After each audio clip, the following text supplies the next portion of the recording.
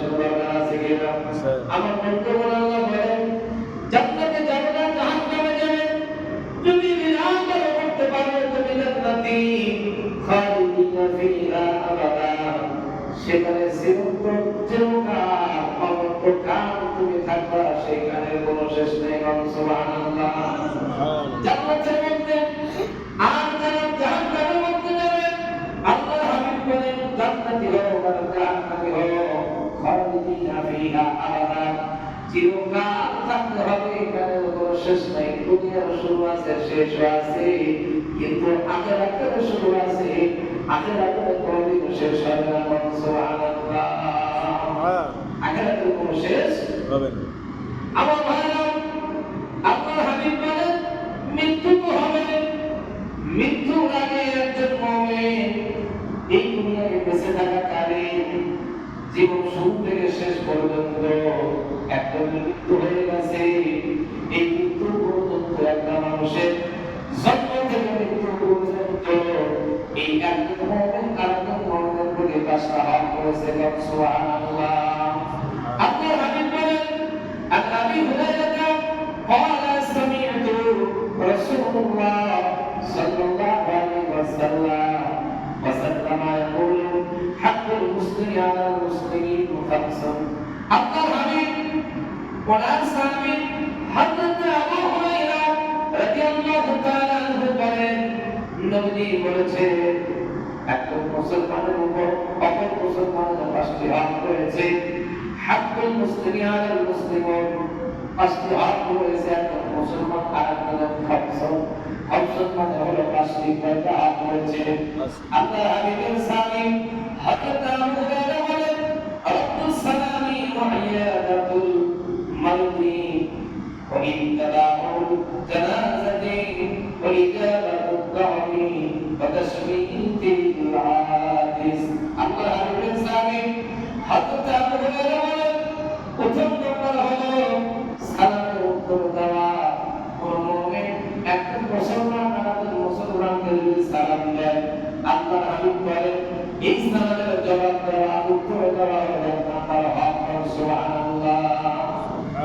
একটা মুমিন আরেকটা মুমিনের প্রতি 5টা হক রয়েছে।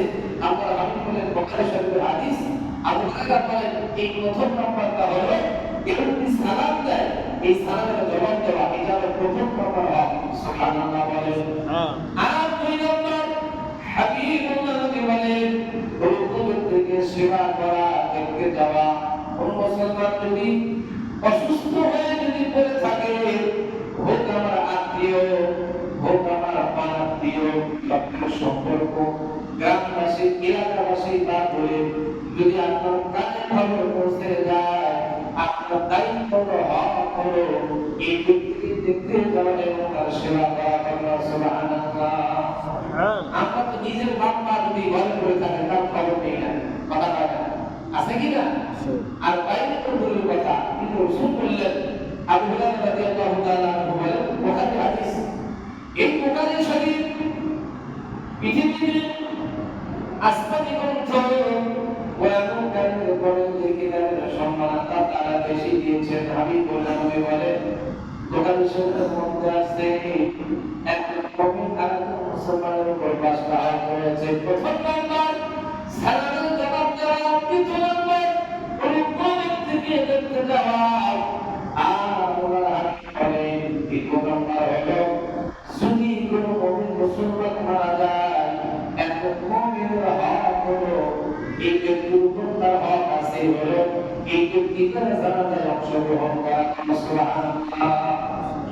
আমরা তো বাড়ির কাছে যদি একজন মারা যায়, আত্মীয় স্বজন যদি একটু দূরে মারা যায়, আমরা জানি না, কথা না ঠিক কিনা? আর বাড়ির কাছে যদি একজন মারা যায়, আমরা তো চিন্তা করি না একজন মারা গেছে, আরে আমার তো মরতে হবে, আমি তো মরবো, আমার জানাজায় কে যাবে, কি সমাচার, কি ব্যাপার, এইটা চিন্তা করতে যাওয়ার দরকার হয়, দরকার হয় কিনা? কিন্তু আমরা কিন্তু যেতে চাই না, সময়ের অভাব, সময় আমার হাতে নাই। একটু চিন্তা করে ঘরটা বন্ধ করে, লাইটটা বন্ধ করে দিয়া গভীর রাতে একটু বসে চিন্তা করে এই তো অন্ধকার ঘর, এত বড় ঘরের মধ্যে অন্ধকারে থাকা যায় না, কিন্তু দিতেছে অন্ধকার থাকতে হবে, কথা বলা ঠিক কিনা? যেখানে কোনো চাকা থাকবে না, যেখানে কোনো লাইট থাকবে না, জেনারেটর থাকবে না, কোনো আলোক থাকবে না, এক গ্লাস পানি করে দেওয়ার লোক থাকবে না, বালিশ থাকবে না, বিছানা থাকবে না, এই অন্ধকার কবরের মধ্যে থাকতে হবে।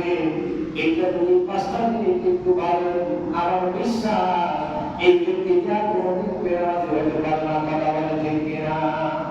কিন্তু এই খাওয়ার সময় যাওয়ার আছে নাই, আছে কি?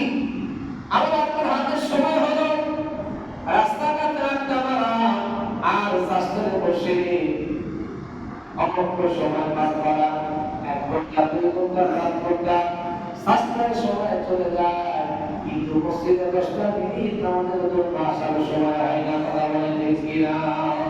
তাহলে একটা মুমিন আর একটা মুমিন মুসলমানের প্রতি 5টা হক রয়েছে। 3 নম্বর হলো আল্লাহর হাবিব বলেন সালাতের জবাব দেওয়া, 2 নম্বর রুকু থেকে দেখতে যাওয়া, আর 3 নম্বর ব্যক্তি হলো জানাজা অনুসরণ করা। আল্লাহর হাবিব বলেন 4 নম্বর হলো এই ব্যক্তি যদি তোমাকে দাওয়াত দেয়, মুসলমান দাওয়াত দিলে তা কবুল করা। সুবহানাল্লাহ। আমরা ধান্দায় থাকি, যদি কোনো বড় লোকদারি যদি হয়, ঋণ করে হলে সেখানে দাওয়াত করার চেষ্টা করবো, কথা হয় না। কিস্তি যদি তোলা লাগে তাও দাওয়াত খাবো, আর যদি গরিব মানুষ তার ওখানে যা কোনো লাভ নেই, কথা হয় না। গরিব মানুষকে কেউ ফেরত দিতে চায় না, কেউ দাম দিতে চায় না। আল্লাহর হাবিব বলেন জান্নাতের মধ্যে সবার আগে জান্নাতে যারা হবে গরিব মুসলমানরা, ইমানদাররা। আল্লাহর হাবিব বলেন হযরত উসমান জিন্নুরাইন তাকে দুইজন অধিকারী বলা হয়, ইসলামের মধ্যে অনেক ধনী ব্যক্তি ছিল তিনি। উসমান রাদিয়াল্লাহু তাআলা আনহু বলেন আতাল ইসলাম গরিবান, ইসলাম প্রতিষ্ঠিত হয়েছে লোকের মধ্যে আর সমাজের মধ্যে, যার টাকা বেশি তার দাম আছে, গরিবের দাম নাই, বলা ঠিক কিনা? ওরকম হয়ে গেল আমাদের সমাজ ব্যবস্থাপনা। দেখবে পরামানিকরা যারা বিচার করে, যার আমাদের বাংলা আছে বেশি, তার সাক্ষীর প্রয়োজন হয় না, পরামানিক সাক্ষী হয়ে যায়, কথা রাখা। সত্য বললাম না মিথ্যা বললাম? যদি গরিব মানুষ মুমিন যদি গরিব হয়, এই ব্যক্তি যদি সাক্ষী নিয়ে আসে, তার বড় কথা আছে, কথা বলা ঠিক কিনা? এই ব্যক্তির বিচার হয় না। আল্লাহ বলেন আল্লাহু আলা কুল্লি শাইইন কাদির। এই পৃথিবীতে আসমান থেকে জমিন পর্যন্ত সাইয়েদনা নূহ আলাইহিস সালাম ওনার ছেলেরা তার সমুদ্রের মধ্যে আগুন পানি হলো, এই কিরানো বলেছিল আমাকে কেউ মারতে পারবে না। আল্লাহ বলেন লিল্লাহি মা ফিস সামাওয়াতি ওয়াল আরদি, কিরামে তুমি জানো না এই গোটা এবং আসমান জমিনে যা কিছু আছে সব কিছুর মালিক আমি আল্লাহ। আল্লাহু আকবার। এরা চিন্তা করতে যে সমুদ্র আমার আশেপাশে, আমাকে আবার কে মার, কত কষ্ট হবে, কত পানি হবে। লাভবান হয়ে গেল সাইয়েদনা নূহ আলাইহিস সালাম ওনার মধ্যে যা আছে তারা বেঁচে গেল। এবার দেখা গেল নূহ আলাইহিস সালাম হচ্ছে কিনা এই ব্যক্তিটা এই শেষের মধ্যে করে আল্লাহ তাকে বেড়ে দিল, সুবহানাল্লাহ।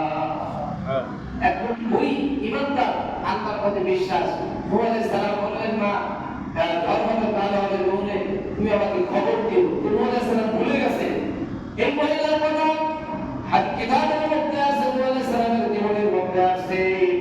নূহ আলাইহিস সালাম চিন্তা করলেন খানাও খাওয়া কমে গেছে, শেষ পৃথিবীর সব নষ্ট হয়ে গেছে, আকারে ওই বুড়ির কথা তো আমি ভুলে গেছি। এই বুড়ি যদি আল্লাহর কাছে যদি মামলা দেয়, আমি নূহ অবস্থা খারাপ হয়ে যাবে। এই বুড়ির সে বাড়ির সামনে তারা দেখতেছে, এর আগে যে বাড়িটার চামড়া দিয়ে পেছানো ওই রকমই আছে, এক সুরক্ষার প্রতি হয় না। সুবহানাল্লাহ। সাইয়েদনা বলেছিলেন বলেন মারা পরিবার আপনি কি কোনের মধ্যে আছেন বলে হায় তোমার কি লালনের সময় হলো বলে মাগো আপনি কি জানেন না লালন হয়ে গেছে, সব নষ্ট হয়ে গেছে। নবী মহিলা বলেন বলে যদি আমাকে দৃষ্টি করেছে ওই রব্বুল আলামিন আমাকে বলে না। আল্লাহু আকবার।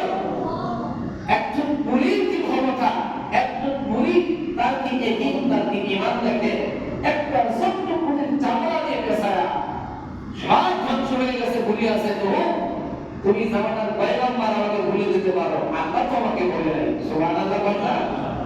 আমার আল্লাহ বলেছেন রাসূল বিল্লাহি ওয়া ফাতহু করিম, ইয়া রাসূলুল্লাহ আপনি বলে দিন আপনার উম্মতদেরকে যারা ঈমানদার হবে আপনার পক্ষ থেকে সাহায্যের চাইতে দেরি আসতে দেরি হবে না। সুবহানাল্লাহ।